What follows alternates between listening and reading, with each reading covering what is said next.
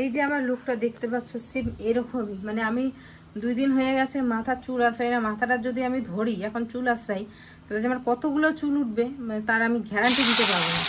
এগুলো সময় দেয় না, মাথার চুল আশ্রাবো যে রাত্রেবেলা যে আমি চুল আশ্রাবো, রাত্রেবেলাও সময় দেয় না। দিনের বেলা ঘুমাতে পারি না, রাত্রেবেলা যে থাকবো, যে রাত্রেবেলা আমি শান্তি মতো ঘুমাবো, রাত্রেবেলা আমার ঘুম হয় না। কারণ কি, ছেলেদের জন্য। বড় ছেলেটা ঘুমায় রাত্রেবেলা, বলে লাভ নেই। যতটুকু সময় আর কি ওকে তুলে তুলে পেচ্ছাপ করাতে হয়।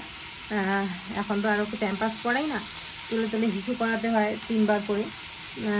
তো সেটা ঠিক আছে, কিন্তু বাকি যে ছোটোটা রাত্রেবেলা করে খুবই অত্যাচার করে। আগে খুব সুন্দর ঘুমাতো, এখন কিছুতেই ঘুমায় না। মানে কোন সময় পায়ের পাশে চলে আসে, কোন সময় মানে খাবে, কোন সময় কান্না করবে, খুব খুব অত্যাচার করে। তো যার কারণে রাত্রেবেলাও ঘুম হয় না। সকালবেলা ভোরের দিকে আবার ভোরবেলার দিকে আবার ও উঠে পড়ে, তখন ছোটোটা ঘুমায় ভোরের দিকে, তখন আমার বড়োটা উঠে পড়ে। তো আর দিনের বেলা তো ঘুমানোর চান্সই নেই, নো চান্স। সেই হচ্ছে কথা। তো চলো আমি আলু ভাজাটা করি, একটুখানি চা করবো, চা খাবো, আলু ভাজা করবো, আর হচ্ছে বেগুনের একটা কিছু করবো।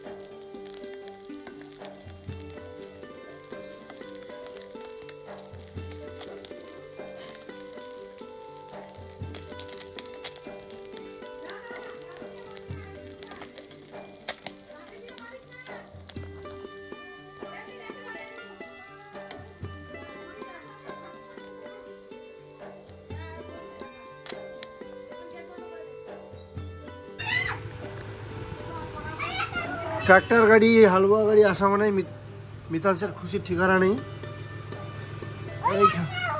এখানে এইভাবে উঠবে। কি আসছে বাবা, এদিকে দেখো বলো।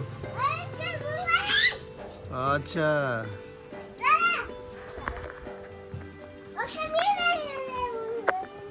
এভাবে উঠবে এখানে, আর খুশিতে আত্মহারা হয়ে যাবে। এই যে ঘুম গাড়িটা,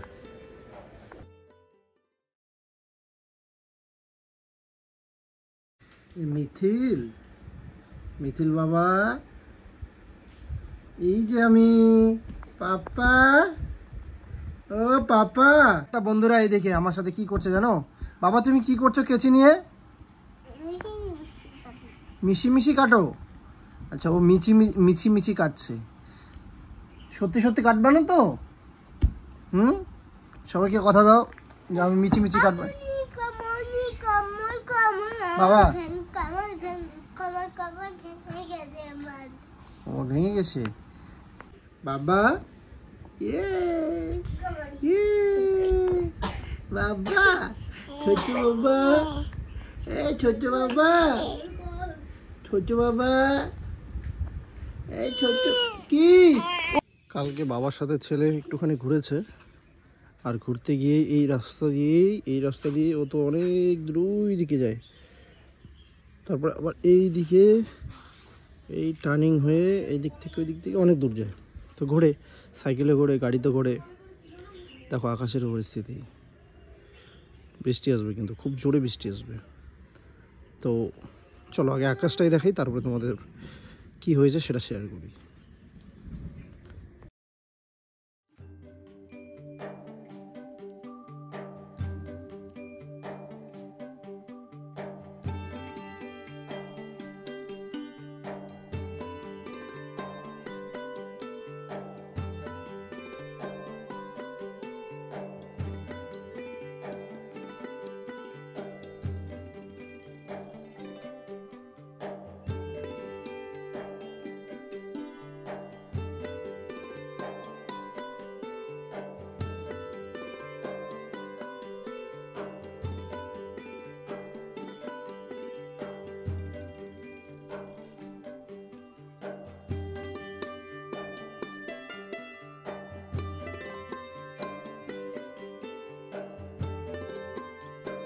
তো কি হয়েছে, এর আগেও কুচ করে এই জিনিসটা অনেকবার হয়েছে। আমি নিজেও যেমন পড়তে ভালোবাসি, তো আমি পড়াতেও ভালোবাসি, স্পেশালি আমার ফ্যামিলি বা স্পেশালি আমার ছেলেদেরকে নিয়ে আমার অনেক ইচ্ছা স্বপ্ন। তো আমি ওদের পায়ের জুতাটা কিন্তু আমি সবসময় কিন্তু জুতাটাকে অন্যভাবেই নিই। তো জুতাটা কিন্তু সব বেশিরভাগ মানে সব কিছু ড্রেস ফ্রেস সব আমারই পছন্দের হয় বা আমি নিয়ে আসি, কিন্তু জুতাটা স্পেশালি ও বেশি হারায় এখন, যেটা হয় আর কি, যেটা হয়েছে সেটা তোমাদেরকে বলছি। কালকে আরও এক জোড়া জুতা হারিয়েছে, এক জোড়ার মধ্যে একটা জুতা একটা স্যান্ডেল হারিয়েছে। তো একটা হারিয়ে গেছে, এখন তো আর ওটাও তো অকেজো হয়ে গেল না, এখন আবার আনতে হবে। তো এরকম কিন্তু ওই গাড়িতে উঠে সাইকেলে উঠে খেলতে খেলতে কোথায় হারিয়ে ফেলে বলতে পারে না, যেটা বাচ্চাদের অ্যাকচুয়ালি হওয়াটাই স্বাভাবিক। তো এরপরে কিন্তু বাড়িতে আমার স্টকে থাকে কয়েক জোড়া, তো ওগুলো মোটামুটি শেষের দিকে। যাই হোক, এটা তো একটা জাস্ট এমনি তোমাদের সাথে শেয়ার করলাম। আর আমি এই দিকে খুঁজতে আসলাম, তো দেখতে আসলাম অ্যাকচুয়ালি। মা কালকে তো অনেকক্ষণ মানে খুঁজছে। আর অ্যাকচুয়ালি আমাদের বাড়ির কারো কিছু হারিয়ে গেলে মা হচ্ছে সবচেয়ে বেশি চিন্তিত হয়, আর খোঁজাখুঁজিটা মানে আফসোস বেশি মা করে। সে যে কারোই হোক, আমারই হোক, নিতুর হোক, ছেলের হোক বা তার নিজের হোক, নিজের হলে তো আরও বেশি, মানে কোথায় হারালো খুঁজবে পাবে না সেটা একটা আলাদা প্রশ্ন, কিন্তু খুঁজে বেড়াবে। যেহেতু প্রচণ্ড গরম, কারেন্টটাও চলে গেলো। আকাশের এই পরিস্থিতি দেখে মনে হচ্ছে যে এমনিই কারেন্ট বন্ধ করে দেওয়া হয়েছে বা অন্যদিকে ঝড় বৃষ্টি হচ্ছে। তো এই ছিল বিষয়টা। আর কালকে একটা আমি কমেন্ট দেখলাম আমাদের ভিডিওটা শেয়ার করার পরে। অ্যাকচুয়ালি কমেন্টটা হচ্ছে যে তোমার দিদি নাটক করছে, সংসারে যদি এরকমটাই হতো তাহলে এখানে হাসি মুখে এখানে ব্লগ করছে, ভিডিও বানাচ্ছে। কমেন্টটা আমি রাখিনি, ডিলিট করেছি, কারণ হয়তো বা দিদি দেখলে, বড়দি দেখলে হয়তো বা খারাপ পেতে পারে, তো এই কারণেই ডিলিট করা। তো বিষয়টা হচ্ছে যে এরকম অনেক বড় একটা কমেন্ট আসছিল, যে এখানে মানে কয়েকটা আসছিল, তার মধ্যে একটা বেশি বড় ছিল, মানে একটাতে অনেক কিছু লেখা ছিল। বিষয়টা দেখে আমিও একটু চমকে গেলাম কমেন্টটা দেখে, যে এরকম একটা কমেন্ট আসলো। আসলে আমরা এত কিছু ভাবি না যে এরকম একটা ভিডিও ছাড়ার আগে আমরা সত্যি ভাবি না যে কি কমেন্ট আসতে পারে। তো এরকম যখন একটা কমেন্ট দেখলাম, এখন দেখে মনে হচ্ছে যে না, এইটারও প্রুফ বা স্টেটমেন্ট বা কিছু বলতে হবে এই বিষয়ে। তো কি বলবো, আসলে সবাই তো আর নাটক করতে পারে না। নাটক তো করে, আমি বলবো না যে করে না। সোশ্যাল মিডিয়াতে এখন বেশিরভাগটাই 70% 80%ও বলা যায় হচ্ছে নাটক। তো সবাই কিন্তু পারে না। যদি প্রমাণ চাও তাহলে তুমি তোমাদেরকে একটা কথাই বলবো, একটা কথাই এই বিষয়ে বলার, যে সব অনেক ভালো প্রমাণ আছে। একদম বড়দির একটা ভিডিও তোমরা দেখো, গতকালকের যে ভিডিওটাতে আমি নিজেও বলেছি, কিন্তু বলার কথা, মুখের কথায় তোমরা বিশ্বাস না করতে পারো, কিন্তু যেটা দেখানো হয়েছে সেটা সত্যি। তোমরা দেখলেই বুঝতে পারবে যে হ্যাঁ, বিষয়টা সত্যি। আমি রীতিমতো তো বসছিলাম ওদের বাড়িতে গিয়ে, মায়ের সাথে, দাওয়ের সাথে বসছি। তারপরে লাস্টে আমি জায়বুর সঙ্গেও কথা বললাম। তো এখানে কিছু রক মানে ভিডিও তুলেছে দিদি, আমি দেখলাম, পরে ভিডিওতে দেওয়া হয়েছে যে আমাদের ন্যাচারাল যে কথাবার্তাগুলো হচ্ছে সেগুলো দিয়েছে। তো এখানে তোমাদের এতটুকু হয়তো মানে আর বলার থাকে না যে নাটক করছে। এই বিষয়ে নাটক করার কিছুই না। এটা সত্যি যে জয়বুর কিছু বাজে দিক, কিছু বাজে স্বভাব, কিছু খারাপ আচরণ আছে, যেগুলো একটু হাই লেভেলের, যদি নর্মালি থাকতো তাহলে হয়তো এত কিছু হতোই না। যতটা হয় ততটা তো বর্দি বলে না, তার দেখা গেলো 30% বলে, আসলে সোশ্যাল মিডিয়া দেখে বলে। সবাই তো বলতে পারে না, অন্য কেউ হয়তো হলে দিয়ে দিত, সবটাই তুলে দিয়ে দিত, কিন্তু ও তো দেয় না, পারবে না। আর দিলে তোমরাও অনেক তোমাদেরও খারাপ লাগবে, তাই এবার খারাপ লাগার থেকেই তোমরা অনেক খারাপ কমেন্ট করবে, যেটা হয়তো বা বর্দি পরে নিতে পারবে না।